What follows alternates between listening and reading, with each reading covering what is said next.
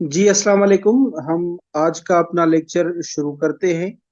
और हर रोज की तरह पहले हम कुछ एसएसटी के इंटरव्यू के सवालात देखेंगे, उसके बाद हम इस्लामियात एज अ सब्जेक्ट पढ़ेंगे। इसमें अगर ये आप रिकॉर्डिंग सुन रहे हैं तो इसमें पहले पार्ट में एमसी ये सवाल ही होंगे एसएसटी के इंटरव्यू के। उसके बाद दूसरे पार्ट में हम इस्लामियात के कुछ टॉपिक्स करेंगे। और अगर आप साइंस के कैंडिडेट हैं तो आपने जस्ट ये जो इंटरव्यू के क्वेश्चंस हैं जनरल नॉलेज वाले, वो पोर्शन देखना है, बाकी इस्लामियात वाले को आपने छोड़ देना है। चले, इंटरव्यू में एक सवाल पूछा गया कि where is Ghulam Shah Kalhoro's tomb. उसका मकबरा कहाँ पे है गुलाम शाह कलोड़ो का? तो ये हैदराबाद है। जवाब मैंने लिख दिया है। अच्छा, आप ये क्विज है आपसे, आप कमेंट में मुझे जल्दी जल्दी बताइए, कलोड़ा डायनेस्टी का जो फाउंडर था वो कौन था? और लास्ट रूरल भी, दोनों दोनों नाम गूगल नहीं करने। आप अगर आपको याद है तो आप लिख लें, नहीं है तो बस छोड़ दें या फिर तुक्का ही मार दें। जल्दी जल्दी करें तो फिर हम आगे मूव करें।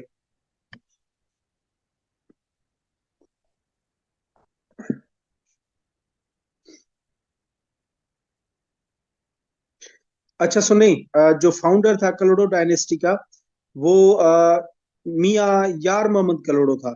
यार मोहम्मद कलोड़ो। और जो लास्ट रूरल था कलोड़ा डायनेस्टी का, वो अब्दुल नबी कलोड़ो था। गुलाम शाह कलोड़ो नहीं, अब्दुल नबी कलोड़ो। दूसरा देखें, टोम्ब ऑफ आदम शाह कलोड़ो कहाँ पे है, उसकी उसका मकबरा कहाँ पे है आदम शाह कलोड़ो का? तुक्का मारे, तुक्का मारे। ऑप्शंस में देता हूं। हैदराबाद, खुदाबाद या फिर सखर।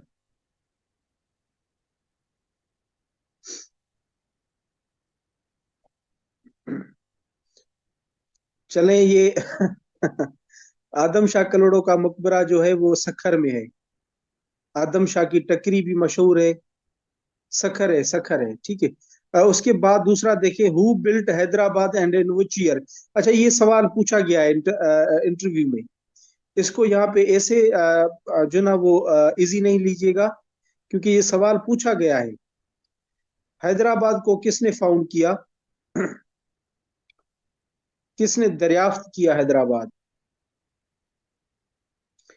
हाँ बिल्कुल बिल्कुल, मियाँ गुलाम शाह कलोड़ो ने। लेकिन जो आपने साल लिखा है वो गलत लिखा है।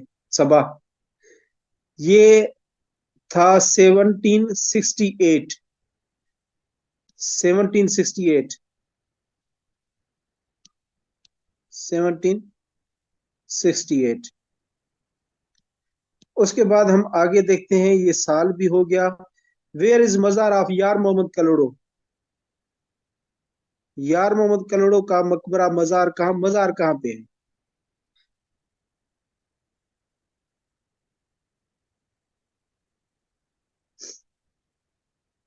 यार मोहम्मद कलोड़ो का खुदाबाद में है।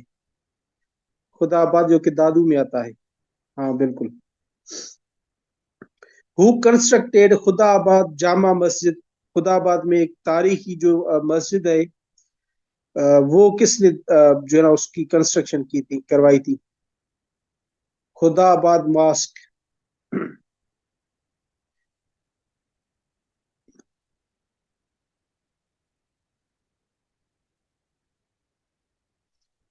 जी हाँ, मियाँ यार मोहम्मद कलोड़ो ने।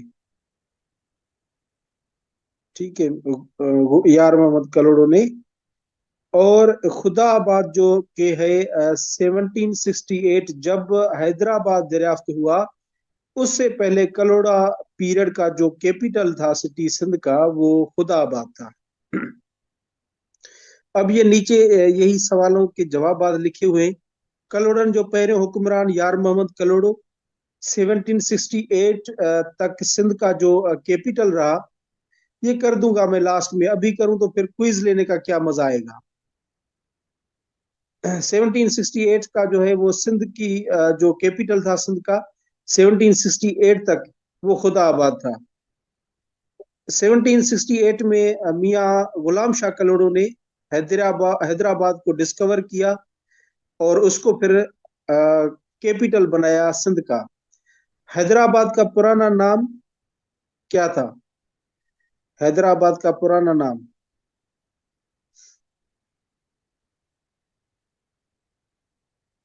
नेरून कोट, बिल्कुल ठीक है।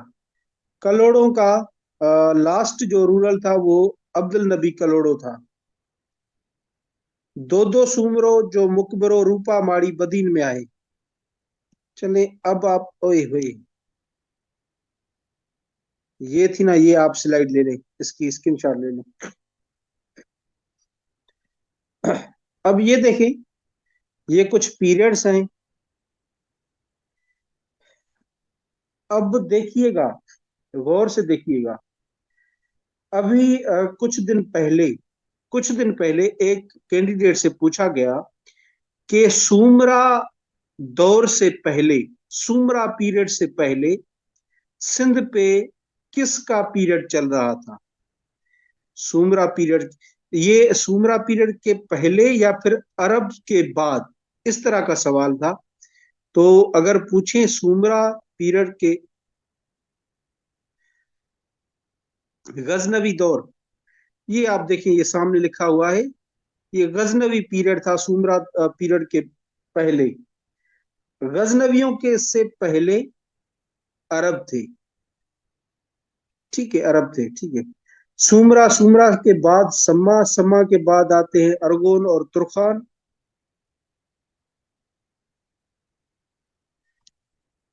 और महमूद गजनवी सिंध फतह की और उसे अपनी सल्तनत का हिस्सा बना दिया। सुमरा पीरियड में देखें, सुल्तान दो दो सुमरों का मकबरा। सुमरों ने सिंध पे 300 साल से भी ज्यादा हुकूमत की। समा पीरियड को देखें, उनका पीरियड भी लिखा हुआ है। जाम निजामुद्दीन समय का जो है ये मकबरा है, जो कि ठट्टा में है। और इन्होंने जो हुकूमत की, समो ने, वो 175 ईयर्स तक की। उसके बाद देखें मुगल दौर। कौन से मुगल बादशाह ने सिंध को एनेक्स किया था, सिंध को फतेह किया था? तो ये मुगल बादशाह अकबर था, जिसने 1591 में सिंध को फतेह किया और अपने एम्पायर से इसको मिला दिया। उसके बाद मुगलों के बाद कलोड़ा पीरियड आता है। कलोड़ा पीरियड में 1701 में सिंध पे वो शुरू होते हैं वहां से। और इन्होंने एक ये फोर्ट भी बनाया। कैसे मिक्सचर हो रहा है? ये सारी चीजें सही तो लिखी हुई है।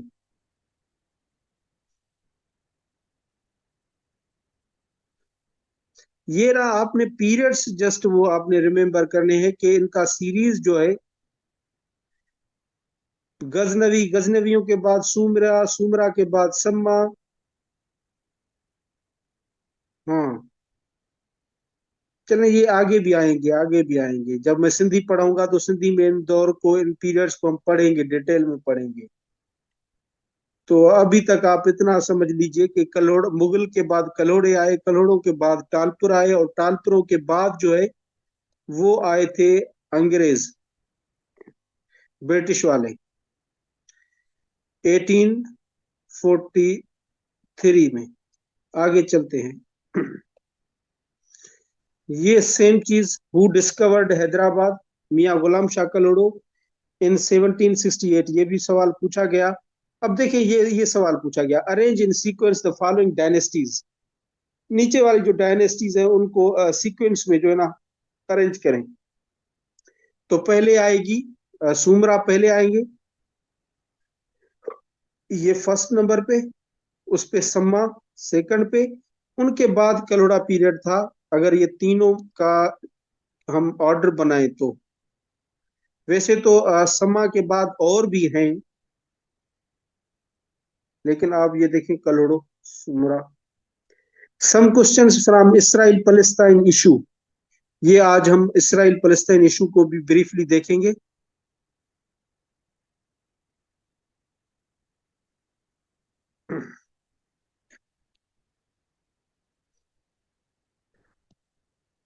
एक मिनट, मैं इसका सवाल देख लूं। सर काइंडली इसमें ये बताएं कि मुगल की सिंध में हुकूमत थी या सब कॉन्टिनेंट पे, क्योंकि थोड़ा, अब देखिए ना, सिंध की हिस्ट्री अलग है, आप उसको सब कॉन्टिनेंट से ना मिलाएं।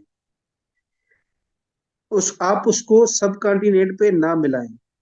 अब सिंध को तो फतह अंग्रेजों ने सारे सब कॉन्टिनेंट पे फॉर्मली जो अपनी गवर्नमेंट थी वो उन्होंने बनाई थी 1858 में। 1858 में सारा कॉन्टिनेंट जो आया था वो किसके अंडर में आया था? ब्रिटिश के अंडर में आया था, लेकिन सिंध को उसने पहले फतह किया था 1843 में। तो ये सिंध की हिस्ट्री आप सेपरेट कीजिए और सब कॉन्टिनेंट की हिस्ट्री आप उसको सेपरेट कीजिए। इनको आप मिक्सचर ना बनाएं। सिंध की एक अलग से हिस्ट्री है उसकी। और full form of RSU, RSU का फुल फॉर्म पूछा गया है। अगर आप PhD हैं, JEST हैं, तो ये आपसे पूछ सकते हैं, या फिर आपने B.Ed किया हुआ है तो फिर ये आपसे पूछ सकते हैं सवाल RSU का। RSU का, ठीक है। RSU रिफॉर्म सपोर्ट यूनिट, ये इसका फुल फॉर्म पूछा गया था। देखिए आपने वो डिटेल नहीं देनी, सवाल जो पूछे टू द पॉइंट वो ही दे के आपने खामोश हो जाना है। जहां कहीं आपको वो ओपन छोड़ दें तो फिर आप अपने उस पे व्यूज दे। ये आगे एक सवाल आएगा ओपन का, उसमें आपको वो ओपन कर देंगे कि आप जितना चाहें बात करें। RSU reform support unit, the RSU was established in education department to execute the Sindh education reforms programs। ये एक यूनिट बनाया गया था, किस में? एजुकेशन डिपार्टमेंट में। क्यों? कि सिंध एजुकेशन रिफॉर्म्स, जो प्रोग्राम्स, डिफरेंट रिफॉर्म्स के प्रोग्राम्स सिंध गवर्नमेंट लाती है, उनको एग्जीक्यूट करें, उनको देखें कि वो प्रॉपरली काम कर भी रहे हैं या नहीं कर रहे हैं, उनकी असेस करे, एक्सेस करे और चेक एंड बैलेंस वगैरह करे, उनको एग्जीक्यूट करे। अब इसमें कौन कौन से, फॉर एग्जांपल, प्रोग्राम्स, कौन से प्रोग्राम्स, रिफॉर्म के कौन से programmes? For example, establishing strong community participation through development of the school management committees. इन्होंने एक रिफॉर्म बनाया कि आपने एक जो है ना वो स्कूल मैनेजमेंट कमेटी बनानी है, स्कूल मैनेजमेंट कमेटी। अब स्कूल मैनेजमेंट कमेटी का क्या मकसद होगा कि वो उसका एक प्रॉपर चेयरमैन बनता है, उसका हेडमास्टर भी पार्ट होता है और दूसरे भी इसके पार्ट होते हैं। तो ये कमेटी का काम होता है कि कम्युनिटी में पार्टिसिपेशन बढ़ाए, लोगों से बात करे कि जो स्कूल में अटेंडेंस वगैरह का इशू है उनको सॉल्व करे, स्कूल के और भी जो मसाइल हैं उनको प्रॉपरली सॉल्व करें। ये आपने सुना होगा ना, SMC, यही है school management committee. SMC stands for, आपसे ये भी पूछ सकते हैं कि SMC स्टैंड्स फॉर, वो कहते हैं ना, अगर कोई PhD होगा तो उसे पता होगा। SMC फंड, यार आपके स्कूल का बहुत SMC फंड पड़ा हुआ है, आप निकालते नहीं है, उनको यूटिलाइज नहीं करते, काम नहीं करवाते, ये इस तरह की बातें आपने सुनी होंगी। तो उनका एक अकाउंट भी ओपन होता है, बैंक में अकाउंट ओपन होता है, उसमें एनुअली उनको एक पोर्शन ऑफ अमाउंट दिया जाता है कि आप स्कूल के अखराजात उसमें से करें। लेकिन माशाल्लाह से सिंध का सिस्टम ऐसा है कि SMC का जब भी फंड आता है तो पहले तो TO DO साहिबान वो कहते हैं कि इसमें अगर आप पैसे निकलवाएंगे तो इतना शेयर हमारा होगा, उन्हें भी देना पड़ेगा। फिर सारी बात आएगी हेडमास्टर पे। आपने 2 लाख SMC फंड से निकाले तो वो कहाँ किए? 2 लाख से अगर 1 लाख फॉर एग्जाम्पल ये दिया गया उन बड़े बड़े ऑफिसरों को, और फिर फर्नीचर की जरूरत थी तो फर्नीचर तो नहीं परचेज कर सके ना हम। फॉर एग्जाम्पल ये मैं मिसाल दे रहा हूं, तो सिंध का सिस्टम ऐसा है, SMC फंड से भी वो जो ऑफिसर हैं वो उनकी नजरें उस पर भी होती है। उसके बाद सेमिस कोड, SEMIS, ये भी आपसे पूछ सकते हैं कि सेमिस कोड, बल्कि पूछा है ये, इंटरव्यू में पूछा है। सिमिस कोड क्या है? Sindh education management information system, एक कोड दिया जाता है, इसका फुल फॉर्म है Sindh education management information system. जो कोड वो अपने सिस्टम में, इंफॉर्मेशन सिस्टम में अगर वो इंसर्ट करेंगे तो उसकी सारी डिटेल वगैरह उस स्कूल की आ जाएगी। उसके बाद एक टॉपिक दिया गया कि आप सर क्रीक डिस्प्यूट है एक, उस पे आप डेमो दें, सर क्रीक पे।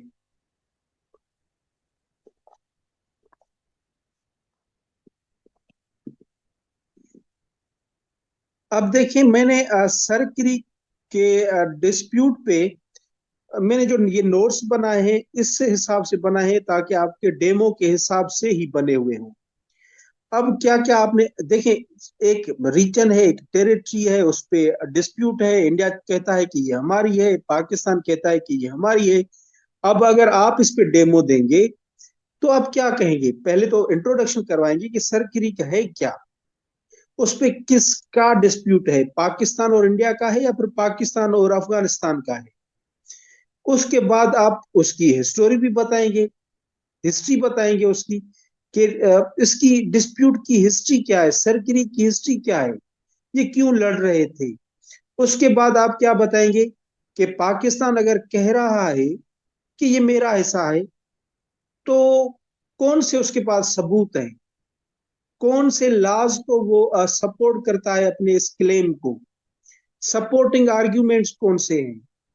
अगर इंडिया कहती है कि ये हमारा है, तो इंडिया के पास सपोर्टिंग आर्ग्यूमेंट्स क्या हैं, ये देख के आपने कंक्लूजन पे आ जाना है।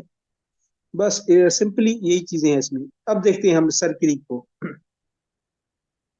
एक मिनट जस्ट।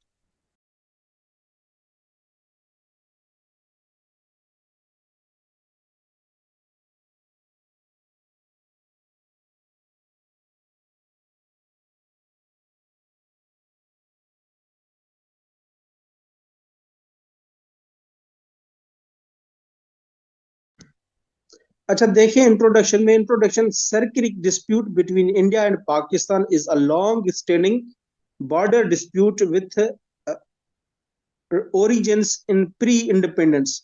शुरू में ये लाइन आपने बोलनी है। अगर आपको इंग्लिश में कहा जाता है कि इंग्लिश में आपने बात करनी है तो फिर ये बेस्ट है, या फिर नीचे मैंने एक और स्टेटमेंट लिखी है वो भी बेस्ट है आपने को शुरू करने के लिए। Sir creek is a 96 kilometre strip of water disputed between India and Pakistan in the run of Kutch region of Indian state Gujarat। अब एक्चुअली है क्या सर क्रीक? एक स्ट्रिप है पानी की। स्ट्रिप कैसे होती है? ये स्ट्रिप है, इस तरह से जो स्ट्रिप होती है। अब हम एक बार इसके मैप को देख लेते हैं, उसके बाद हम आते हैं। ये देखें, ये है आपकी ये जो सर क्रीक है, ये वाली, ये चीज जो आपको नजर आ रही है। अच्छा, क्रीक किससे कहते हैं? आपने ना देखना है कि जब कोई पानी लैंड के अंदर घुस जाए और इस तरह की कोई चीज बना दे तो वो वो क्रीक कहलाता है। पानी ना लैंड के अंदर जाता है और इस तरह की कोई एक अपनी शेप बना लेता है, तो वो उसे क्रीक कहा जाता है। अब ये क्रीक है जहां पे पाकिस्तान और इंडिया की आपस में लड़ाई चल रही है। अब इसमें देखिए, एक ग्रीन लाइन बनी हुई है, दूसरी रेड लाइन बनी हुई है। अब इनको हम पढ़ेंगे, आगे बढ़ेंगे। ये उस तरफ से ये सिंध है पाकिस्तान का, और ये इस तरफ से इसका गुजरात है, प्रोविंस जो कि है इंडिया का, गुजरात है। अब हम आते हैं अपने टॉपिक पे। ये बीच में लिखा हुआ है क्रीक। क्रीक क्या है? A narrow area of water that flows into the land from sea और लेक ईटीसी। यानी कि नेरो एरिया है, पानी का है, जो कि आता है लैंड में, पानी अंदर घुस के आता है कहीं किसी भी सी या फिर लेक से। अब हिस्टोरिकल बैकग्राउंड क्या है इसका? It divides Kutch region and, जो रीजन है इंडिया का वो कच्छ है, कच्छ का रीजन है। और स्टेट कौन सी है? गुजरात में, गुजरात की स्टेट में कच्छ रीजन, उसके बीच में ये है। और इस तरफ से सिंध है, उस तरफ से कच्छ रीजन है। चले अब देखते हैं हिस्टोरिक बैकग्राउंड। अब कहता है कि historically Kutch was the part of Sindh before the partition. अच्छा, एक बात मैं पहले यहाँ पे लिखूं, उसके बाद मैं इस पे जाता हूँ। ये जो सर क्रीक है ना, इस पे नाम जो है वो सर क्रीक एक बंदा था, ब्रिटिश था। उसको कहा गया था कि इस पे इश्यूज हैं। किसको इश्यूज हैं? जो राव था कच्छ का, पुराने जमाने की बात है, उस वक्त को वहां के जो बादशाह था उसका राव कहते थे, राव ऑफ कच्छ। और जो रूरल थे सिंध के हुक्मरान, इनके बीच में सुलह करवाए इस पे। वो जो बंदा था सर क्रीक नाम था उसका भी, तो उसके नाम से ये फेमस हो गई थी। एक्चुअली उसका जो पहला ओल्ड नेम है वो है बन गंगा, BAN, बन, GANGA। बन गंगा इसका ओरिजिनल नेम है। सरकरी का ये इस बंदे की वजह से, जिसे कहा गया था कि आप इस रिक्वेस्ट की थी कि इसको सॉल्व करें इशू को। अब हम आते हैं हिस्ट्री पे। इस पे हिस्टोरिक बैकग्राउंड क्या है सरकरी का? अब पहले तो ये बात याद कीजिए कि historically Kutch was the part of Sindh. जब पार्टीशन हुई, पाकिस्तान और इंडिया बने, उससे पहले कच्छ का जो रीजन था वो सिंध का हिस्सा था। Sindh was included into Bombay presidency after 1843। अब 1843 में क्या होता है? ब्रिटिश ने कब्जा कर लिया सिंध पे। जैसे ब्रिटिश ने कब्जा कर लिया सिंध पे, तो सिंध को इन्होंने मिला दिया बम्बई से। बम्बई से उनको मिला दिया, और फिर ये जाके 1963 में Sindh was separated from Bombay. Bombay से सेपरेट की गई थी। यानी इस हिस्टोरिकल बैकग्राउंड से जस्ट ये बात जो है ना दिखती है कि कच्छ का रीजन पहले सिंध का हिस्सा था। सिंध को उससे मिलाया गया, फिर सेपरेट किया गया। उसके बाद एक गवर्नमेंट ने एक बम्बई गवर्नमेंट ने एक रेजोल्यूशन भी पास किया था। रेजोल्यूशन कब पास किया था? 1914, 1914 में। अब इसमें जो रेजोल्यूशन इसने पास किया बम्बई गवर्नमेंट ने, तो उसमें it demarcated the boundaries between two territories and included creek as a part of Sindh, thus setting the boundary line known as green line। इस रेजोल्यूशन ने एक ग्रीन लाइन ड्रा की, और उस ग्रीन लाइन से इस तरफ का जो हिस्सा है उसने कहा कि ये सिंध का है। ठीक है। ये वाला किसी दूसरा कच्छ का रीजन या फिर कोई इंडिया की स्टेट ही कह ले। अब हम देखते हैं वो ग्रीन लाइन कौन सी थी, मैप पे देखते हैं ताकि हमें आसानी हो जाए। अब ये देखिए, ये ग्रीन लाइन है। यानी ग्रीन लाइन को अब आप देखें तो इस तरफ से सारा ये जो सर क्रीक है इस तरफ से है। यानी कि इस ग्रीन लाइन की हिसाब से सर क्रीक आता है, किसका हिस्सा बनता है? सिंध का हिस्सा बनता है। तो ये तो बम्बई गवर्नमेंट ने जो रेजोल्यूशन पास किया था वो भी कहता है कि सर क्रीक जो है वो पार्ट है सिंध का। उसके बाद 1925 में एक मैप ड्रा किया गया। उस मैप में भी सर क्रीक को as a part of Sindh दिखाया गया। अब देखते हैं कि अब दोनों पार्टीज के, चले ये तो हो गई हिस्ट्री। अब पाकिस्तान क्या कहता है, इंडिया क्या कहता है? चले पाकिस्तान की तो हमें समझ में आती है कि वो पाकिस्तान कहेगा कि ये पहले से ही सिंध का हिस्सा है। बम्बई गवर्नमेंट ने भी इसको सिंध का हिस्सा करार दिया था। और जो मैप ड्रा किया गया था 1925 में वो भी कहता है कि ये सिंध का हिस्सा है। यही क्लेम्स हैं पाकिस्तान के। सरकरी के as the part of Sindh supports Bombay government resolution of 1914, supports the map of 1925। ये चीज है। अब देखते हैं कि इंडिया के पास क्या क्या सबूत क्या है, उनके सपोर्टिंग आर्ग्यूमेंट्स क्या हैं। अब देखते हैं इंडिया के। इंडिया कहता है कि division of boundary from the mid of the creek red line. पहले तो इंडिया का जो क्लेम है ना, वो कहता है कि ये बॉर्डर पे जो पानी के सोर्सेज होते हैं ना, कि पानी के रिसोर्सेज जो भी होते हैं बॉर्डर पे, उनको तकसीम किया जाए बीच में। अब देखें रेड लाइन, देखें आप बीच में ही है। अब खुदा के बंदे, बीच में से कैसे ड्रा किया जाए पानी का? क्या उस पे वहां पे से दीवार बनाएंगे हम? पानी से बहते पानी में क्या करेंगे? कहता है कि बना नहीं है। अब क्या हम एतबार करें उसकी बातों पे कि कोई भी वाटर का जो है वो सोर्स है, कोई रिवर, रिवर को हम बीच में से बांट सकते हैं क्या? वो कहता है बांट सकते हैं, कानून है दुनिया में, वर्ल्ड में कानून है। चले देखते हैं उसकी आगे बातें सुनते हैं इंडिया की। इंडिया, अब ये आप बात आपको समझ में आई होगी। Division of boundary from the mid of the creek, red line. Red line के हिसाब से आप उसकी डिवीजन कर दे। इंडिया कहता है कि आधा आप ले लें, आधा हमें देते हैं। अब क्यों? ये आपने कह दिया तो हो जाएगा? कोई आपको सपोर्टिंग आर्ग्यूमेंट, कोई कानून तो ले आए। अब वो कानून ले आएंगे। ये एक इंटरनेशनल लॉ में एक डॉक्ट्राइन है, एक लॉ की हैसियत रखता है। ये ठालवेग, ठालवेग डॉक्ट्राइन है। ये डॉक्ट्राइन कहता है कि कोई भी वाटर का जो सोर्स है, रिसोर्स है, कोई वाटर रिवर है या फिर, उसको आप बीच में से बांट सकते हैं।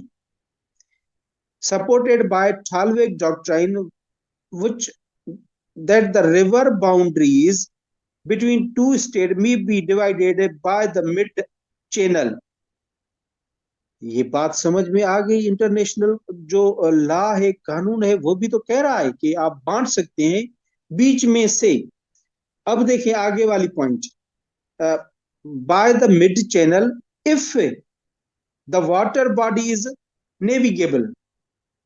अब ये चीज जो है ना पाकिस्तान के हक में जा रही है। फिर नेविगेबल हो, क्या मतलब नेविगेबल का? नेविगेबल का मतलब है कि उसमें प्रॉपरली कश्तियां, शिप्स वगैरह की का आना जाना होता रहे, सेलिंग हो उसमें। तो पाकिस्तान कहता है कि इसमें कौन सी सेलिंग होती है? ये तो समंदर से कभी पानी आया, इसमें एंटर हो जाता है, कभी वापस चला जाता है, कभी आता है, कभी नहीं आ जाता। इसमें अक्सर शिप्स तो होते नहीं है। वो पानी भी सीजनल है, जब मूनसून में पानी बढ़ जाता है तो फिर इसमें पानी आ जाता है। जब इस वरना इसमें तो पानी भी नहीं होता कभी कभी। तो ये इंडिया के एतराज है कि इस कानून के हिसाब से ये हमारा हो गया। In reality sir creek is not navigable, partially navigable when flood comes. जब फ्लड आती है तो ये फिर हुई। अच्छा, इंपॉर्टेंस क्यों लड़ रहे हैं दोनों? Oil and gas lines beneath the surface of sea. इसके नीचे कहा जा रहा है कि गैस है, कोई और ऑयल वगैरह है, तो इसलिए इसकी इंपॉर्टेंस बढ़ गई है दोनों country. Solution to the dispute आप लिखेंगे। सोल्यूशन, जब भी आप सोल्यूशन लिखें तो पहले पहले आपने लॉ पे बात करना है कि अगर कोई इंटरनेशनल लॉ कोई भी कोई बात करता है तो उसको फॉलो करना चाहिए। पाकिस्तान के लिए भी लॉ जो है वो फॉलो कर रहा है। इंडिया के अगर एनालिसिस की जाए तो उसमें वो जो है ना वो पूरा नहीं उतरता। खैर ये है उसका, और उसके बाद कंक्लूजन ये था सरकरी। समझ में आया? यस और नो कहते हैं तो हम आगे चलें। आज का लेक्चर थोड़ा लेंदी होगा।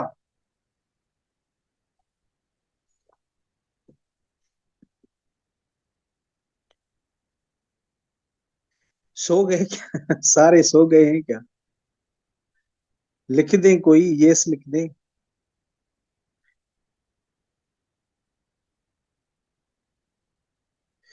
सब बात आपने सारा कुछ पढ़ा हुआ है, मुझे पता है, बिल्कुल पता है।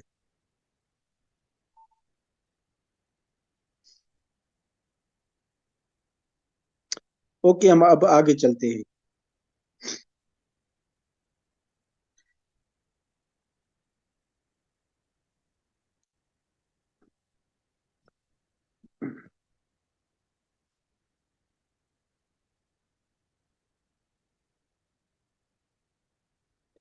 क्वेश्चन तो ये शेयर हुए थे। सरक्री को ऐसे समझा समझा होगा आपने पहले? समझा है तो वेल एंड गुड। जो मेरे इल्म के मुताबिक था, जो मैं समझा सका, वो मैंने समझाया। What is the full form of CGPA? CGPA का फुल फॉर्म क्या है?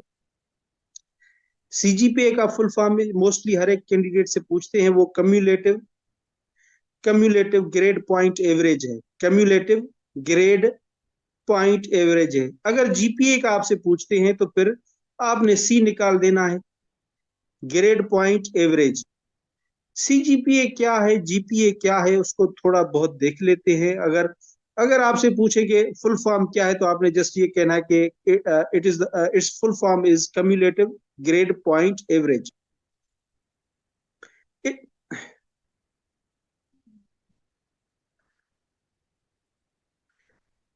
इट इज अ नंबर और अ लेटर। अब ये सीजीपीए में सिर्फ नंबर नहीं आ सकता। ये जो आप देखते हैं ना, grade A, grade B, C, first division, second division, ये चीजें भी आ सकती हैं इसमें। It is a number or a letter that summarizes a student's overall academic performance across all subjects, semesters, or years throughout entire academic journey of completing the degree. Main चीज जो है ना इसकी, कंप्लीटिंग द डिग्री है। जो बाद में last में आपको सारे की, अगर ग्रेजुएशन की फर्स्ट डिवीजन आया या सेकंड डिवीजन आया, ये भी आपकी सीजीपीए है किस्म की। फर्स्ट डिवीजन में आया या सेकंड डिवीजन में आया, ठीक है। लास्ट में जो चीज बनती है, उसमें सारे ईयर्स की परफॉर्मेंस, सारे सेमेस्टर्स की परफॉर्मेंस, जो सेमेस्टर के एंड पे आपको कोई रिजल्ट मिलता है, या फिर आपको या फिर आपको ईयर के एंड पे मिलता है, उससे कहा जाता है जीपीए। वो बनता है जीपीए। लेकिन सीजीपीए वो नहीं होता। अगर आप यूनिवर्सिटी में पढ़ते हैं और आपकी डिग्री जो है वो 4 इयर्स की है, 8 सेमेस्टर है, हर सेमेस्टर की आपकी जीपीए बनती है, और उसके बाद फर्स्ट ईयर की जीपीए बनेगी, लेकिन लास्ट में जो होगी सारों की, वो सीजीपीए बनती है। CGPA at the end of the degree of all semesters years, GPA at the end of the semesters, semester या फिर ईयर भी आप कह सकते हैं कि ईयर के एंड पे भी, जीपीए के भी। इसमें क्रेडिट आवर्स असाइन किए जाते हैं हर एक सब्जेक्ट को। फॉर एग्जाम्पल, एक सब्जेक्ट है फाइनेंस है, फाइनेंस पे ये 16 जो है 16 क्रेडिट आवर्स। ये कहते हैं ना कि सीजीपीए कैसे कैलकुलेट की जाती है। तो ब्रीफली आपने ये बताना है कि CGPA is calculated on the basis of credit hours, HOURS hours. वो हर एक सब्जेक्ट वो असाइन किए जाते हैं, और 16 में से वो कितने लेता है, इस तरह का इनका कोई एक प्रोसीजर होता है, जो कि लेंदी प्रोसीजर है, इतना वो नहीं है जो आप उसको यहाँ पे एक्सप्लेन कर सकें। एसटीआर का फुल फॉर्म क्या है, ये पहले हमने डिस्कस कर लिया था एसटीआर का। अच्छा, एसटीआर पे अभी अभी अभी अभी गवर्नमेंट ने एक मीटिंग बुलाई है, अभी अभी, ये कल की बात है। कल शायद आपने नोटिफिकेशन भी देखा होगा। जो एसटीआर का 3:1, यानी एक टीचर कम से कम 30 स्टूडेंट पे एक टीचर होना चाहिए, उसमें अब ये कंसीडर कर रहे हैं 40 पे एक हो। होना तो यूं चाहिए था कि अगर ये मीटिंग करते तो बना लेते कि 25 पे एक होना चाहिए, तो ताकि इम्प्रूवमेंट आए। अब इसके आपको नुकसानात ये हो सकता है कि कब मीटिंग में अप्रूव हो जाए। एसटीआर को पहले मैंने डिस्कस किया था, स्टूडेंट टीचर रेशो, यानी कि टीचर का रेशो क्या होना चाहिए स्टूडेंट के हिसाब से।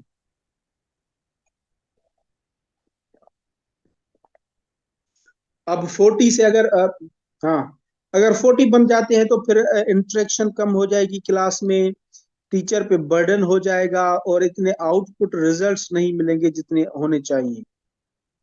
ये कुछ ईडियम्स पूछे गए हैं कैंडिडेट से।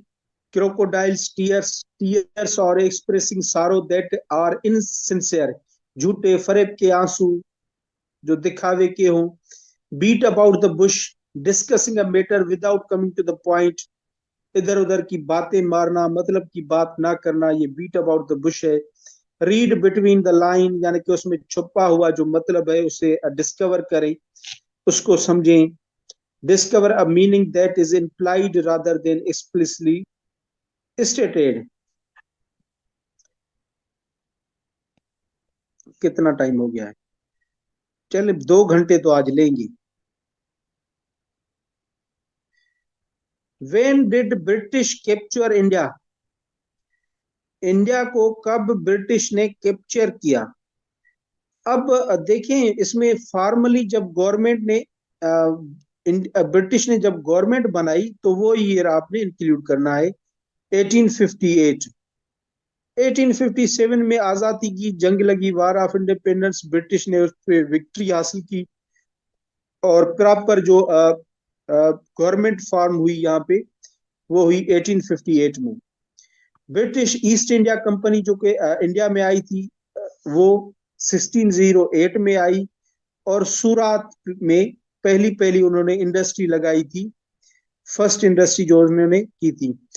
कैप्चर्ड, अच्छा, ब्रिटिश वालों ने कराची को कब एनेक्स किया था? 1893 में, 1839 में कराची को एनेक्स किया था। उसके बाद ये आगे बढ़े और 1843 में सारी सिंध को कैप्चर किया था। फिर आगे नेक्स्ट उनका टारगेट बना पंजाब, तो 1849 में पंजाब को एनेक्स किया था अंग्रेजों ने। हाईको सिर्फ असल में किथां जी आहे? जापान जी आहे? जापान जी आहे। ऐं हाईको खे छा चइबो आहे ॿियो? ट्रेडू। हाईको खे ट्रेडू बि चइबो आहे, छो त हाईको में छा हूंदी आहे, टे सिटरा हूंदियूं न, हिकु ॿ टे, टिनि लाइनुनि जो शहर हूंदो आहे हाईको में, ट्रेडू चयो वेंदो आहे। तराइल सिर्फ असल में किथां जी आहे? तराइल फ्रांस जी आहे। हाणे हिते कुझु सोशल मीडिया ते इहे हलियो पिए, जंहिंमें हुयो त हाईको जेका आहे उहा इंडिया जी आहे, त इहा हाईको जेका आहे उहा जापान जी सिर्फ आहे।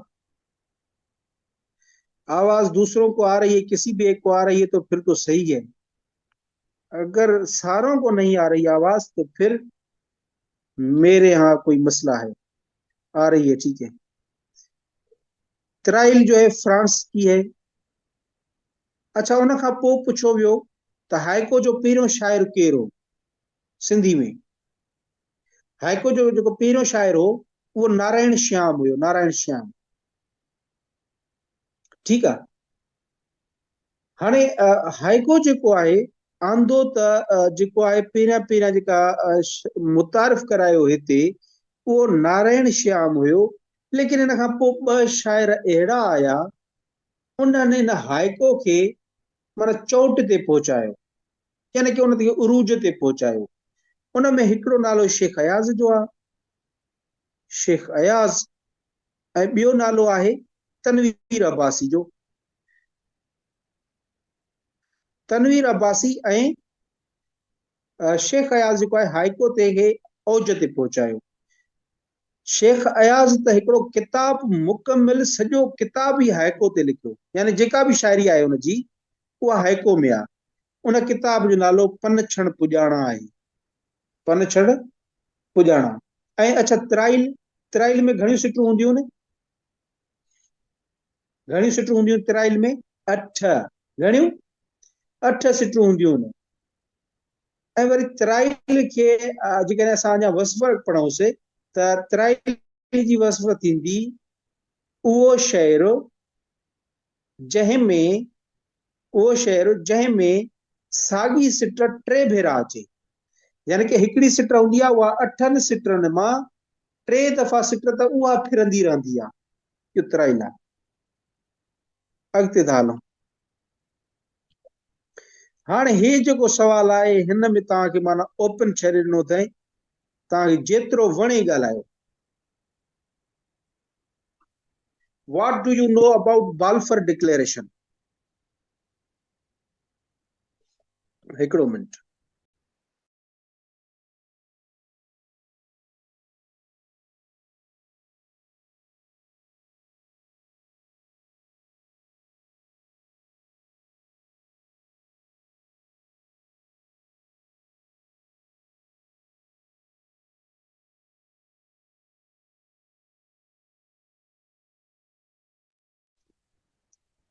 अच्छा, what do you know about Balfour declaration? The Balfour declaration,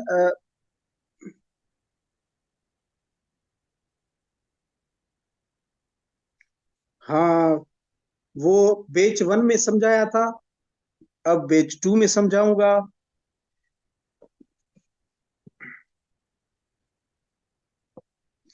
समझे तो फिर हम इस पे बात ना करें तो बेहतर है ना, फिर हम इस्लामियात पे अब चले जाएं। करें, ठीक है। चलिए, अब सुनिए, अब सुनिए। Balfour declaration, it was an statement. हाँ हाँ, बुधो हाणे बुधो, कमेंट न क्यों हाणे। It was a statement made on November 2, 1917 of British support for the establishment in Palestine of a national home for Jews। एक किस्म की स्टेटमेंट थी।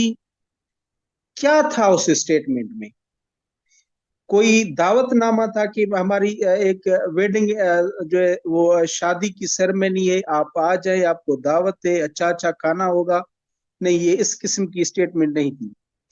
वो थी, एक तो स्टेटमेंट थी किसने, ब्रिटिश ने जो ना सपोर्ट मांगी थी।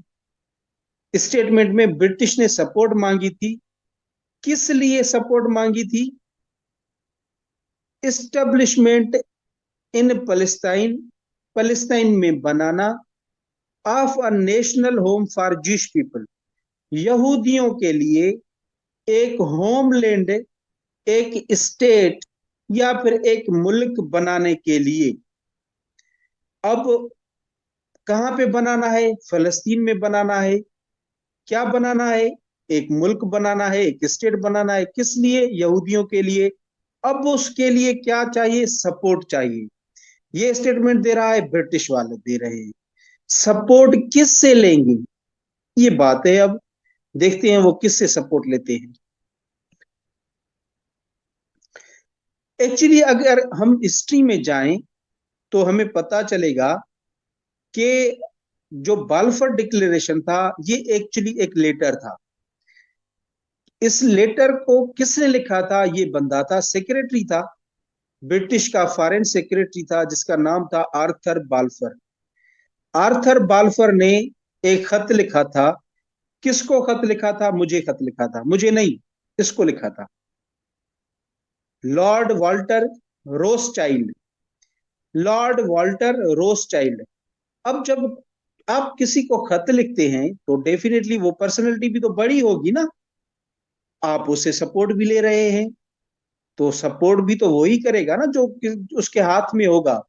अब ये जो लॉर्ड वॉल्टर रोथस्चाइल्ड था, ये एंग्लो ज्यूज कम्युनिटी का लीडर था। बड़ा बड़ा इनका जो ना, बड़ा इनका एक हुक्म ही ना जो उनके लिए जो ना वो एक बहुत मानी रखता था। तो ये ज्यूज कम्युनिटी जो इंग्लैंड की थी, उनका ये बड़ा लीडर था। ये इसका असर ना सिर्फ इंग्लैंड में था, बल्कि जहां जहां यहूदी थे, जर्मनी में या फिर यूरोप के किसी और कंट्रीज में, तो उनके यहाँ भी इसका जो एक ऑर्डर ही बहुत उनके लिए इंपॉर्टेंस रखता था। अब इससे ये ब्रिटिश वाला फॉरेन सेक्रेटरी आर्थर बाल्फर कहता है कि आपकी मुझे मदद चाहिए इस काम के लिए कि मैं ज्यूज के लिए एक स्टेट बनाऊंगा फलस्तीन में। अब इससे मदद, इसने कहा कि चलो मैं आपके साथ हूं, वहां चल के रूम्स बनाते हैं, बड़ी बड़ी बिल्डिंग्स बनाते हैं, और उसमें रोड भी बनाएंगे, रास्ते भी बनाएंगे। क्या इस तरह की ये वो करेगा, मदद करेगा? जी नहीं, इस तरह की मदद नहीं करेगा। ये क्या करेगा? अब देखिए, शुरू से इंटेंशन देखिए, शुरू से इनका फलस्तीन में आने का। अब ये हुक्म करेगा कि आप लोगों को ले जाएं, सेटलमेंट हो, यानी वो हिजरत करें। कंट्री कहां से? इंग्लैंड से। यहूदियों की फिलो हो। कहां पे फिलो हो? उसमें अपने इसमें फलस्तीन में। जब ये आहिस्ता आहिस्ता से फलस्तीन में पॉपुलेशन बढ़ेगी, आहिस्ता आहिस्ता से फलस्तीन में जैसे पॉपुलेशन बढ़ेगी, तो उसके लिए फिर डिमांड की जाएगी कि इनके राइट्स दो। जब राइट्स की बात आएगी तो फिर एक राइट होगा कि इनके लिए एक अलग से प्रोविंस बनाओ। अब जब प्रोविंस की बात आएगी तो डेफिनेटली उसके बाद वो अपना अलग से मुल्क की भी डिमांड करेंगे। तो देखें, लॉन्ग टर्म पॉलिसीज होती है ना, कि ऐसा नहीं है कि वो उनकी जो सोच होती है ना वो 50-50 बरस, 100-100 बरस की आगे तक की होती है। ऐसे हमारे यहाँ नहीं है कि हमने कोई सोच की तो इसका रिजल्ट ना कल ही मिल जाए, ऐसा नहीं है। ये 1917 में ये प्लानिंग कर रहे हैं। फिर क्या हुआ, जो यहूदियों की है सेटलमेंट वो आहिस्ता आहिस्ता से फलस्तीन में बढ़ने लगी।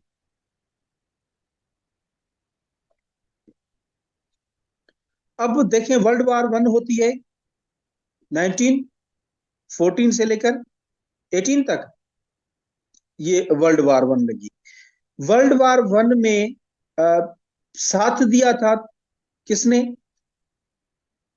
खिलाफत उस्मानिया था, उसने जर्मनी का साथ दिया था। दूसरे इनके खिलाफ जो कि लड़े थे, यूनाइटेड स्टेट्स और यूके के खिलाफ लड़े थे। और ये यूके ने वो जंग जो है वो जीत ली थी। उसके बाद ये खिलाफत उस्मानिया का सिस्टम ही खत्म हो गया था 1924 में ऑलमोस्ट। खिलाफत उस्मानिया खत्म हो गई और वहां पे एक प्रेसिडेंट प्राइम मिनिस्टर की सूरत में बनाया गया। तो अब तुर्की पे तुर्की पे हुकूमत कौन करे, सवाल ये था। अब जो तुर्की की हुकूमत थी, टर्की की, वो मैंडेट सिस्टम, यानी कि मैंडेट यानी कि किसी को अथॉरिटी देना कि आप इस रीजन पे हुकूमत कर सकते हैं, वो ब्रिटिश को मैंडेट दिया गया था कि अब टर्की पे जो हुकूमत करेगा वो ब्रिटिश करेगा, ब्रिटिश का मैंडेट में आती है। अब टर्की की हम बात क्यों, हम तो फलस्तीन की बात कर रहे थे। अब आप कहेंगे कि सर को क्या हो गया कि अचानक ये अर्तुरुल गाजी याद आ गया, उस्मान और वो घोड़े वो तलवारें याद आ गई। तो ये जो फलस्तीन था ना, फलस्तीन was the part of Ottoman empire. फलस्तीन पे जो हुकूमत होती थी वो उस्मानियों की हुकूमत थी। जब खिलाफत उस्मानिया ही टूट गई तो फिर ये इसराइल फलस्तीन वाला रीजन ब्रिटिश मैंडेट में आ गया। किस में आ गया? ब्रिटिश मैंडेट में आ गया। यानी कि अब वहां पे किसकी चलेगी बात? बात चलेगी ब्रिटिश वालों की। तो ब्रिटिश वालों की बात चलेगी तो यहाँ से ये सेटलमेंट शुरू हुई। और सेटलमेंट जब बढ़ी, मुख्तलिफ वहाँ के जो अब दूसरे रिलीजन के लोग थे, मुसलमान थे, मुसलमानों और यहूदियों की जो है ना आपस में झगड़े लड़ाइयाँ शुरू हुई, टसल्स बढ़ गए। फिर देखिए ना, चीजें जो होती हैं वो प्लानिंग के साथ होती हैं, बड़ी प्लानिंग के साथ पहले ही बैठ के सारी चीजें जो ना वो डिसाइड करते हैं। अब मसला हो गया कि जनाब ये आपस में लड़ रहे हैं, अब आए इनमें सुलह कराएं, इनकी बातें सुने, चले हम जो है ना बहुत अच्छी गवर्नमेंट करते हैं। अब हम एक पील कमीशन अनाउंस करते हैं। पील कमीशन अनाउंस हुई। क्या थी पील कमीशन? पील कमीशन ये थी कि कुछ मेंबर्स चुने गए कि आप जाएं, आप इन्वेस्टिगेट करें वहां पे कि ये क्यों लड़ रहे हैं और हमें रिपोर्ट दें। ये लोग आए, उन्होंने इन्वेस्टिगेट किया कि यहूदी और मुसलमान क्यों लड़ रहे हैं। फिर उन्होंने रिपोर्ट 1937 में जमा कराई। अब रिपोर्ट में वो सजेस्ट करते हैं कि ये जो टेरिटरी है फलस्तीन वाली, इनको 3 हिस्सों में बांट दें। एक को बनाए अरब स्टेट जहां पे मुसलमान रहें, दूसरी को बनाए ज्यूज स्टेट जहां पे यहूदी रहें, तीसरी को आप न्यूट्रल छोड़ दें। तीसरी जो न्यूट्रल छोड़नी है वो है जो जिसमें मुकद्दस मकामात हैं, यरूशलेम वगैरह है, तो इनको आप न्यूट्रल टेरिटरी करा दें। देखें, अब वो आ गई उसकी, वो जो पहले उन्होंने माइंड बना लिया था कि हम आहिस्ता आहिस्ता से ना वहां पे जूश की जो स्टेट है वो बनाएंगे। तो अब फॉर्मली वो चीजें हो रही हैं। कॉन्सेप्ट पहली बार 1937 में स्टेट बनाने का आ गया। आगे चलते हैं।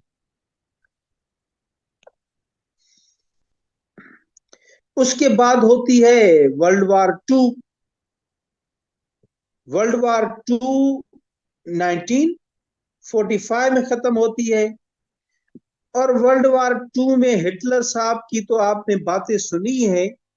उन्होंने ज्यूज के खिलाफ जो उनको ट्रीट किया था, इसमें भी ना बहुत सारी कंस्पायरेसीज है अगर जाएं तो। कुछ कहते हैं कि अब बस ये बातें बनाई गई थी, एक्चुअली हिटलर ने ऐसा यहूदियों के साथ नहीं किया था। बातें बढ़ा चढ़ा के, मुझे भी ये लगता है कि ऐसा होगा। ऐसा क्यों होगा कि ये देखें, दुनिया में अब दुनिया को भी तो मुंह दिखाना है ना। दुनिया को ये दिखाना है कि ये जो यहूदी है ना, वो परसिक्यूटेड पीपल हैं, जिन पे जुल्म होते हैं। दुनिया अब उनके साथ सिंपथी शो करे और कहे कि ये, और दुनिया में ये जस्ट ज्यूज ही हैं जिनको अपनी अपना कोई भी नेटिव जो कंट्री है ना वो नहीं है, बाकियों को है। मुसलमानों को तो 57 कंट्रीज तो मुसलमानों की है, क्रिश्चियंस की है, हिंदूज की है, लेकिन ज्यूज की कोई अपनी पर्सनल जो है ना, जिसे कहें कि हम ये ज्यूश स्टेट है, वो नहीं थी। अब ये हिटलर की एट्रोसिटीज, हिटलर की ये जो जुल्म थे, ये दुनिया में बड़ा चढ़ाकर दिखाए गए। और जब दिखाए गए, मुझे नहीं पता इसका, लेकिन ये चीज है कि हिटलर डेली जो है ना खाना फिर खाता था, कुछ लोगों को पहले मार के फिर ही खाना खाता था। और खुद की जब एक कैट थी, बिल्ली थी, सफेद रंग की बिल्ली थी, जब वो मर गई थी तो बहुत रोया था, वरना कभी रोया नहीं था। ये बातें हिटलर की सुनते हैं। अब दुनिया ने सिंपैथी शो करी जूस के लिए कि हाँ भाई, इनको किसी सेफ मकामात पर पहुंचाएं। फिर यूरोप से फिर यूरोप से सेटलमेंट हुई। चलें, यहूद हिटलर से बचाएं, इन लोगों को लेके चलें। कहाँ पे लेके चलें? लेके चलें फलस्तीन में। तो इस तरह से फलस्तीन में और भी ज्यूज आ गए। शुरू शुरू में 3% थे। उस खुलाफत उस्मानिया ने 1870 में एक सेंसस करवाया था, 1870s में, कि अब देखिए कौन कौन से कितने कितने लोग रह रहे हैं। तो उसमें 3%, 2 to 3% जो है वो ज्यूज थे। किसमें? फलस्तीन सारे में यहूदी थे। अब जब 1947 में जब प्रॉपरली एक हुकूमत गवर्नमेंट बनती है, स्टेट बनती है वहां पे इसराइल, तो उस वक्त अबोव 33% तो बिल्कुल एग्जैक्ट 33% जो है पॉपुलेशन हो चुकी थी वहां की। अब इतनी पॉपुलेशन इतने सालों में कहां से आ गई? तो वहां वाले थोड़े बहुत थे, वो इतने बढ़ गए नहीं। ये जो सेटलमेंट हुई तो डेमोग्राफी चेंज की गई। अब 1947 में ब्रिटिश मैंडेट खत्म हो गया। पहले हमने कहा था कि वर्ल्ड वॉर 1 के बाद ब्रिटिश मैंडेट था, वहां पे ब्रिटिशों की चल रही थी। अब वो सिस्टम खत्म हो गया। फिर बनी यूएनओ। अब यूएनओ किसके अंडर में है? ये है तो उन्हीं गोरों के अंडर में ना। अब यूएन ने क्या किया कि एक स्पेशल कमीशन बनाई फलस्तीन पे, कि अब ये स्पेशल कमीशन फलस्तीन का इशू देखेगी, इसको सॉल्व करेगी। अब कमीशन ने क्या किया?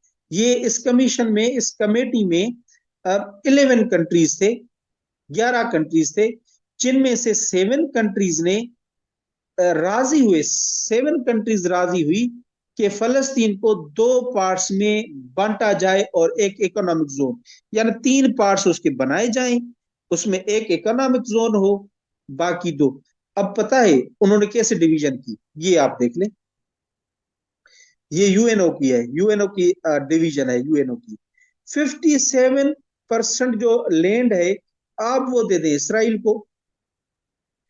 57% दे दे इसराइल, उसको कहें कि ये इसराइल है।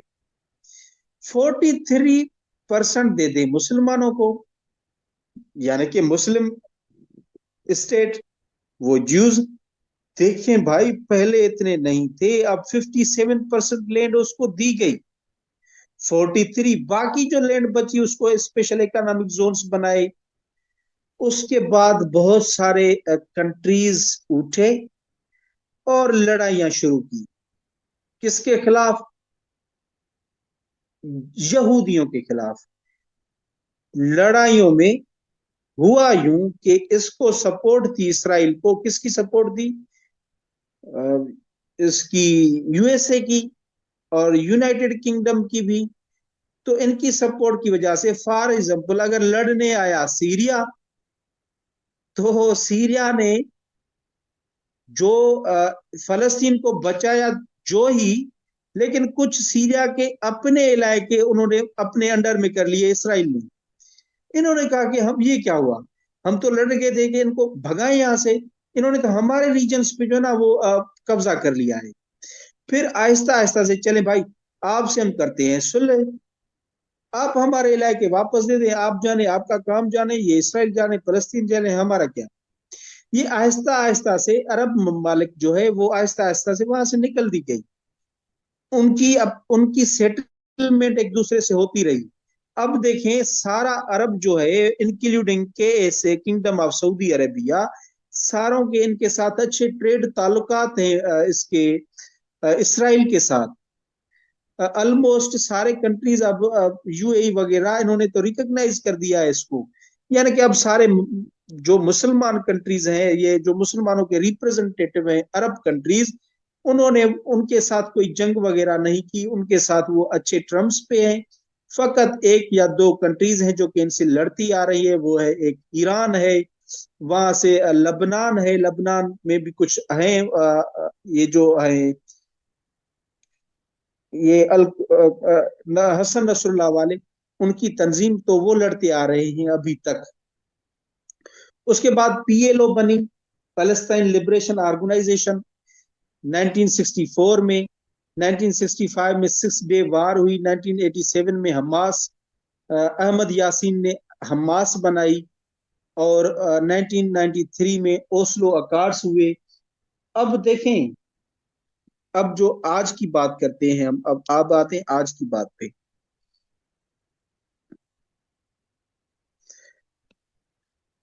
एक तो मैप होता ना मेरे पास, इसमें मैप नहीं है तो फिर मजा आ जाता। आज की जो है ना वो ये फॉर एग्जांपल हम ये कह लेते हैं कि ये है वो सारा फलस्तीन है। तो इसकी यहाँ पे एक वेस्ट बैंक है, ये रह गई वेस्ट बैंक। और यहाँ पे एक गाजा की स्ट्रिप है। ये दो चीजें सिर्फ मुसलमानों के पास है, ये दो चीजें सिर्फ मुसलमानों के पास है, बाकी सारा ज्यूज के यहाँ आज की हम बात कर रहे हैं। अब वेस्ट में जो है, जो मुसलमान है, वो ना लड़ते हैं ना ही दूसरे कोई उससे लड़ते हैं। यानी यहाँ पे जो गवर्नमेंट बनाई गई है, वो गवर्नमेंट बनाई है यूएसए ने। यानी यहाँ का वेस्ट बैंक के जो मुसलमान हैं वो सेटल्ड हैं, उनके साथ उनके अच्छे टर्म्स हैं, यानी उन पे एक्चुअली ज्यूज ही हुकूमत करते हैं और उनकी बातें उनके उसमें आपस में ताल्लुकात अच्छे हैं। क्योंकि यहाँ पे किसकी हुकूमत बनाई हुई है? चले अब सुने, अब सुने। यहाँ पे उन्होंने हुकूमत बनाई हुई है, ठीक है, वेस्ट बैंक में। अब जस्ट ये लड़ रहे हैं यहाँ वाले, गाजा स्ट्रिप वाले। अब देखें गाजा को, समझे गाजा की। अब गाजा की एरिया देखिए, ये आपने बातें सुनी हुई हैं कि गाजा गाजा गाजा। ये जो गाजा की स्ट्रिप है ऐसे ही एक टुकड़ा है, 365 किलोमीटर स्क्वायर, 41 किलोमीटर लॉन्ग है यहाँ से। अब खवातीन को छोड़कर जो यहाँ पे हजरात हैं वो तो समझ सकते हैं कि अगर आप बाइक लेके चलें तो विद इन कितने, 40 मिनट, 40 मिनट में आप यहाँ से गाजा में एंटर होंगे और यहाँ से गाजा को लीव करेंगे। ये टोटल गाजा है। और किलोमीटर से वाइड जो है, विड्थ है उसकी 10 किलोमीटर है। यानी 10 किलोमीटर आप बाइक पे कितना, 20 मिनट, 2 मिनट में तो आप कर लेते हैं ना, वो 1 किलोमीटर बाइक कर लेती है कवर। तो ये आप 20 मिनट में गाजा सारा। 1 घंटे के अंदर आप गाजा घूम के आए, गाजा खत्म। ये गाजा रह गया है मुसलमानों के यहाँ जो लड़ रहे हैं। गाजा में अब जो जमात लड़ रही है वो है हमास। हमास जो कि गाजा में है, ठीक है। और जो पीएलओ है, पीएलओ है पैलेस्टाइन लिबरेशन ऑर्गेनाइजेशन, वो है यहाँ पे वेस्ट बैंक में, Palestine liberation organisation. P L A भी है, पैलेस्टाइन लिबरेशन अथॉरिटी, पीएलए भी है, अथॉरिटी भी है। और उस अथॉरिटी की वहां पे गवर्नमेंट है, और उनको किसने बिठाया हुआ है? अमेरिका वालों ने बिठाया हुआ है। अब देखें, ये जो छोटी सी रीजन हमने बताई, इसमें कितने लोग रह रहे हैं, ये देखिए पॉपुलेशन। अब गाजा में 2.2 मिलियन, 1 मिलियन में पढ़ते हैं 10 लाख, यानी 22 लाख लोग इस छोटी सी टेरिटरी में रह रहे हैं। इसलिए कहा जाता है गाजा जो कि है वन ऑफ द मोस्ट डेंसेड, जो है ना वो एरिया है जहां पे पॉपुलेशन इतनी जो है ना, लोग लोग में आपस में ऐसे समझे मिले हुए रह रहे हैं। ये है गाजा की, 22 लाख लोग इस छोटी सी ना, छोटी सी इस एरिया में 22 लाख लोग रह रहे हैं। और वेस्ट बैंक में कितने? 32 लाख। और वेस्ट बैंक की आप टेरिटरी देखें, 5,655 किलोमीटर स्क्वायर, यानी कि थोड़ी बहुत एरिया फिर भी है। अब इसराइल की एरिया देखें कितनी हो गई, ये 3,000, ये 5,000, और यहाँ पे 20,000 स्क्वायर किलोमीटर। अब आप अंदाजा लगाएं कि क्या है फलस्तीन और इसराइल का इशू। और यहाँ पे इसराइल की जो पॉपुलेशन है वो है 67 लाख। 67 लाख अब यहूदी रह रहे हैं, तो 22 लाख रह रहे हैं मुसलमान इसमें, गाजा में, और 32 वहां पे। ये हो गई इनकी पॉपुलेशन। अब नीचे आते हैं, फलस्तीन अथॉरिटी किस में है? वेस्ट बैंक में है। और किस, कोई कौन इसको कंट्रोल कर रहा है? वेस्ट वाले कंट्रोल कर रहे हैं, यानी कि वो उनसे उनकी ना कोई लड़ाई वगैरह नहीं होती। उनका प्राइम मिनिस्टर है महमूद अब्बास, और 2005 से ये है, 2005 से इनका चेंज ही नहीं हुआ है। 2005 से महमूद अब्बास वहां पे हुकूमत कर रहा है। क्यों इतनी लंबी जो है ना हुकूमत कर? क्योंकि उसको बिठाया ही वेस्ट वालों ने है ना, तो उनका फेवराइट है वो। ये अगर अब हिस्ट्री में नहीं गए हम, ओस्लो वगैरह कुछ और अकार्ड हुए थे इनके, चले उनको छोड़ते हैं। अब हमास जो है वो गाजा स्ट्रिप में है, गाजा की पट्टी, स्ट्रिप यानी कि पट्टी, गाजा की पट्टी में जो कि है वो, वहां पे एक जो जमात है जो लड़ रही है वो हमास है। और हमास का जो चेयरमैन है, पहले इस्माइल हानिया थे, ये आए ईरान, ईरान के शहर तेहरान में ठहरे हुए थे। वहां पे इसराइल ने इनको कोई अटैक वगैरह किया, ड्रोन था या कुछ भी था, उसमें उसको शहीद कर दिया गया इस्माइल हानिया को। जिसके लिए फिर से ये इस ईरान जो कि है फिर डायरेक्टली अब इसराइल के साथ जंग में इन्वॉल्व हुआ है। पहले, इससे पहले ईरान जो कि है वो डायरेक्टली नहीं लड़ता था। आप ये बात हम करते हैं अभी। चलें, उसके बाद इनका जो चेयरमैन बना यहिया इब्राहिम अल सनवार, ये यहिया इब्राहिम अल सनवार, उसको भी ना, अब उन्होंने क्या किया है, इन्होंने इसराइल और वेस्ट वालों ने, उन्होंने टारगेट किए लीडरशिप, कि अगर हम लीडरशिप को कंट्रोल कर लेते हैं ना, उनको मार देते हैं, उनको खत्म कर देते हैं, तो फिर कोई कुछ नहीं करेगा। अब लीडरशिप पे अटैक करने शुरू कर दिए हैं, तो कौन इनका टारगेट होगा? इनका टारगेट होगा ईरान होगा, हमास टारगेट होगा, और ये हसन नसरुल्लाह की कौन सी है उसमें, लबनान में, यार अभी नहीं याद आ रहा उसका, ये हसन नसरुल्लाह की जो लबनान में है वो। यानी इनके जो लीडर्स हैं उनको खत्म करें आप। इसीलिए कासिम सुलेमानी को शायद 2022 या फिर 23 में, ये बड़ा लीडर था जो कि हिजबुल्ला, हाँ हिजबुल्ला, हिजबुल्ला, हमास और ईरान, इनके जो बड़े बड़े लीडर्स हैं, जो जर्नेल्स हैं, इनको खत्म करें। ये पॉलिसी है अब इसराइल की, ये पॉलिसी है अमेरिका की। कि इनके लीडर्स को फिर लोग क्या करेंगे, करेंगे। अब हसन नसरुल्लाह को उन्होंने शहीद कर दिया। उसके बाद 2022 में, या फिर अब साल मुझे याद नहीं आ रहा, कासिम सुलेमानी जो कि इनके दमस्कस वगैरह सीरिया में एक्टिव इनके थे, ईरान के कमांडर थे, उसको उन्होंने शहीद कर दिया। इस्माइल हानिया चेयरमैन थे इसकी हमास के, उसको शहीद कर दिया। उसके बाद उनका नया बना यहया इब्राहिम, उसको उन्होंने खत्म कर दिया। अब हमास का न्यू लीडर कौन बना है, ये अभी तक कोई क्लियर नहीं हुआ। अगर क्लियर हुआ है तो आप काइंडली बता दीजिए, मेरे इल्म में इतना नहीं है। अब हम आते हैं, थोड़ी सी बात करते हैं। वैसे बातें तो बहुत हो गई हैं, लेकिन मेरी भी एक हैबिट है कि अगर टॉपिक को लेता हूं तो थोड़ा बहुत डिटेल में जाता हूं, वरना ना मुझे मजा आता है ना थोड़ी सी इंफॉर्मेशन से शायद क्लियर ना कर पाऊं मैं। अब ईरान डायरेक्टली इंगेज हो गया है। पहले ईरान, पता है पहले कैसे लड़ता था? पहले ईरान जो लड़ता था ना, वो उसको कहते हैं एक्सिस ऑफ रेजिस्टेंस।